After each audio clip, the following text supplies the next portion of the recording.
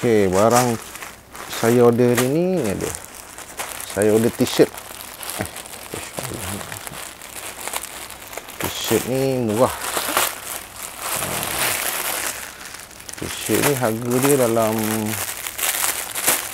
saya beli 5 tu. Berhati kan. Dia besar, saya beli saiz ni. Triple XL, nampak?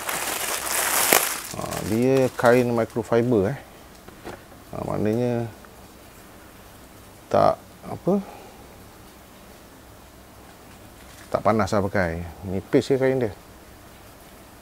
Kalau untuk gelap, warna gelap sesuai lah. Putih ni rasanya tak sesuai sangat kot. Kalau untuk lelaki okey lah. Tapi kain dia sedap lah. Nampak? Lembut je. Microfiber. Sebab harga dia murah. Tu saya beli 5 helai sekali tu. Boleh tak pakai untuk t-shirt dalam kan. Kalau pakai meja, pakai dalam dia. Tu je lah. So kalau korang minat, saya share link dia. Dan jangan lupa like, share dan subscribe. Assalamualaikum.